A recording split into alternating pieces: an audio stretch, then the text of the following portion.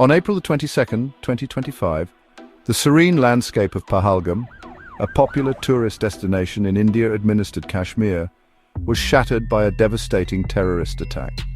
The attack, which targeted a crowded marketplace, claimed the lives of 26 innocent civilians and left dozens injured. The Resistance Front, a militant group with known ties to Lashkar-e-Taiba, claimed responsibility for the carnage.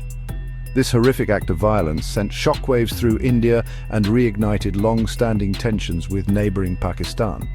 India was quick to point the finger at Pakistan, accusing its government of harboring and supporting the terrorists responsible for the attack. India's Prime Minister Narendra Modi condemned the attack in the strongest terms and vowed to bring the perpetrators to justice.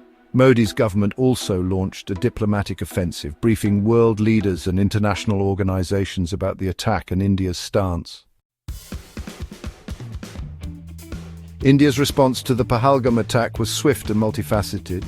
On the diplomatic front, India downgraded its diplomatic relations with Pakistan, expelling several Pakistani diplomats and imposing strict visa restrictions on Pakistani citizens. India also took the unprecedented step of suspending the Indus Waters Treaty, a crucial water-sharing agreement between the two countries that had survived previous conflicts. This move was widely seen as an attempt to exert pressure on Pakistan and signaled India's willingness to escalate the situation. Militarily, India launched a massive crackdown on suspected militant hideouts in Kashmir, arresting hundreds of individuals with alleged ties to terrorist organizations. The Indian Army also stepped up its presence along the line of control, the de facto border between India and Pakistan in Kashmir, and engaged in several skirmishes with Pakistani forces. While India maintained that its actions were aimed at dismantling terrorist infrastructure, the scale and intensity of its response raised concerns about a potential escalation into a wider conflict.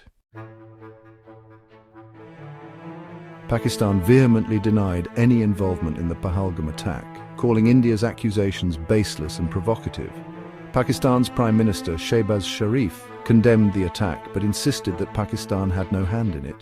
He accused India of using the attack as a pretext to divert attention from its own internal problems and to further its agenda in Kashmir.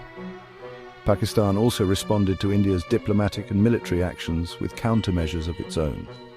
Pakistan recalled its High Commissioner from India and expelled several Indian diplomats in retaliation. It also suspended several bilateral agreements with India, including one governing ceasefire violations along the line of control. The Pakistani military was placed on high alert, and there were reports of troop movements near the Indian border. Tensions escalated further when Pakistani military and political figures issued thinly veiled threats about Pakistan's nuclear capabilities, raising fears of a catastrophic escalation if the situation spiraled out of control. The international community reacted to the escalating tensions between India and Pakistan with a mixture of concern and caution. The United States, France, the United Kingdom and other Western powers expressed their condolences to India for the loss of life in the Pahalgam attack and called for restraint from both sides. However, the international community's attention was largely focused on other global crises, limiting its ability to effectively mediate the situation. China, Pakistan's closest ally, called for dialogue and a peaceful resolution of the conflict.